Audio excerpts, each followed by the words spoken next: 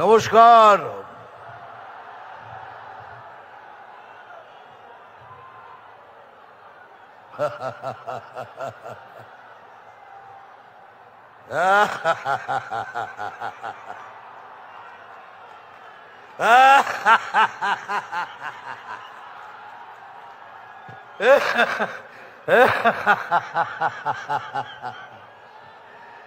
আপনারা ভাবছেন দাদা একটা কিছু বললো না, হাসছে কেন?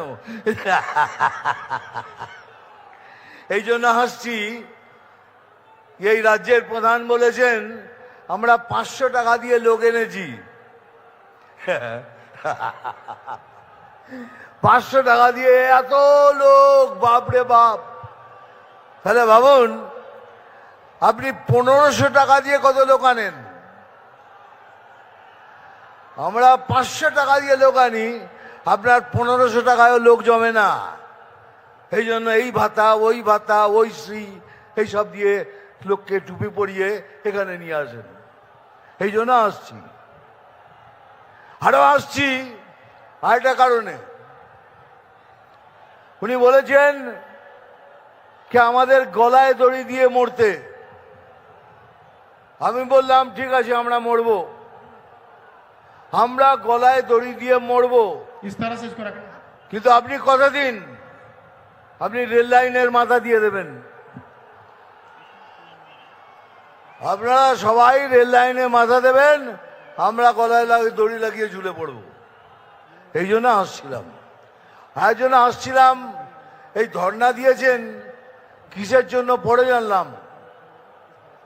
একটা লোকের 389টা ছেলে মেয়ে,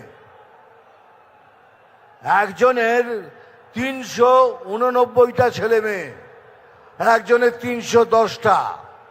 উনি ধর্ণা দিয়েছেন তুই 400 করিসনি কেন? আমি এসআইআর নিয়ে লড়ছি, 389 থেকে 400 করিসনি কেন? কেন সুপ্রিম কোর্ট বলেছে এটা অসম্ভব, বৈজ্ঞানিকভাবে অসম্ভব। ইনি 389 জনের বাবা। তা আমি সেই বাবার সাথে দেখা করতে চাই, আমি ওনার পায়ে হাত দিতে চাই যে দাদা আপনি কি খান, আপনি একটু দয়া করে বলুন আপনি কি খান। একজনের 310টা ছেলে মেয়ে, আমি তার পায়ে হাত দিয়ে বলতে যাই দাদা আপনি কি খান। ওই তাদের জন্য উনি লড়ছেন, এটা ভাববেন না আপনাদের জন্য লড়ছে। ও 310 কেন 325 হয়নি, ওই জন্য লড়ছেন। সুপ্রিম কোর্ট বলেছে এটা অসম্ভব, বৈজ্ঞানিকভাবে এটা সম্ভব নয়। তাহলে 389টা যার ছেলে মেয়ে, একটা মৌজাতে তো 600 সিট থাকে, 600 ভোটার, একজনই আমাদের হারিয়ে দেবে। ওই একজন 389টা ভোট দিয়ে আমরা হেরে যাব।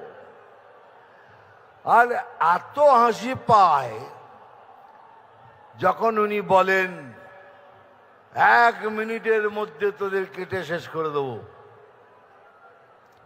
বলে আমি আছি বলিয়ে বাঙালি হিন্দুরা বেঁচে আছে, এই তো 1 মিনিটের মধ্যে সবাইকে জড়ো করে তোদের ফেলে দেবো। সেই জন্য খুব হাসি পাচ্ছে আমার।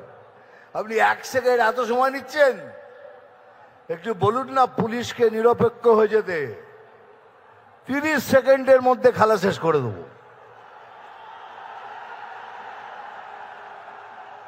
30 सेकंड, आधा मिनट में गेम खत्म कर देगा।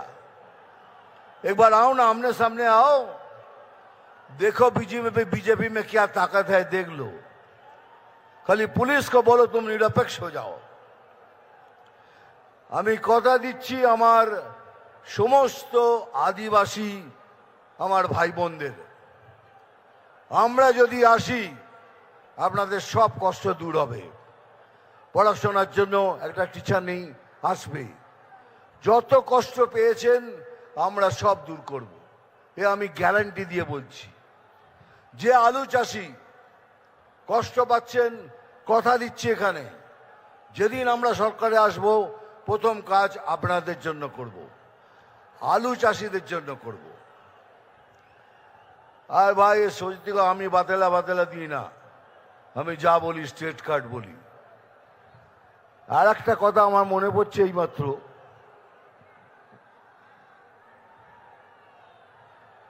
মানে যত ধরনের মিথ্যে কথা উনি বলেন, আমি বলি কি উনি 10 জন পলিটিশিয়ানের মধ্যে ভারতবর্ষের উনি একজন।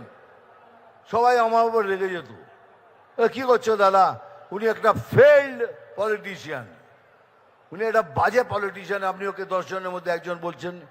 তার কারণ আছে রে, কেন বলছি। উনি জানেন একটা সমাজের মেরুদণ্ড ভাঙতে কি লাগে।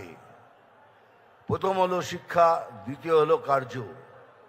উনি শিক্ষা ব্যবস্থা এবং কার্য অবস্থা দুটোই শেষ করে দিয়েছেন।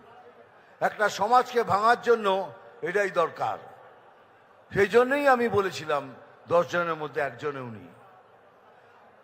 দুনিয়াতে অনেক ধরনের চিফ মিনিস্টার দেখেছি, এই রকম চিফ মিনিস্টার দেখিনি যিনি কথায় কথায় মিথ্যে কথা বলেন। এত মিথ্যে বলেছেন যার মিথ্যে বলার সময় নেই। কারণ আপনাদের সূচনা দিচ্ছি, হাত ভেঙেছে, পা ভেঙেছে, এবার কিন্তু আরো কিছু ভাঙতে পারে, তার জন্য তৈরি থাকবেন। হয়তো চলে গেল আইসিইউতে, আর আইসিইউ থেকে বক্তৃতা দিচ্ছেন, আমার কি হবে। আইসিইউ থেকে বক্তৃতা দেওয়া যায়, উনি এমন ভাবে ব্যবস্থা করবেন তাতে আইসিইউ থেকে বক্তৃতা দেওয়া যায়।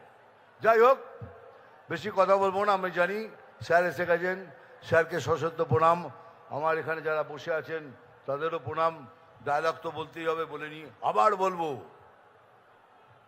আমি জল ঢোড়াও নই, বেলে বোড়াও নই, আমি জাত গোখরো। পরেরটা নিজেরা বসিয়ে নেবেন। আরে এটা এটা সিনেমার ডায়লগ, এটা মনোরঞ্জন করার জন্য বলি। মারবো এখানে, তোরাই যখন বলিস তাহলে আমার দরকার কি বলার।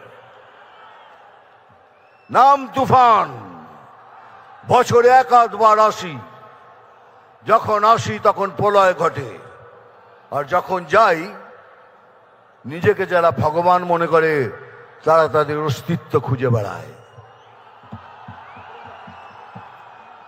থ্যাংক ইউ ভেরি মাচ, ভালো থাকবেন, নমস্কার, জয় হিন্দ, বন্দে মাতরম।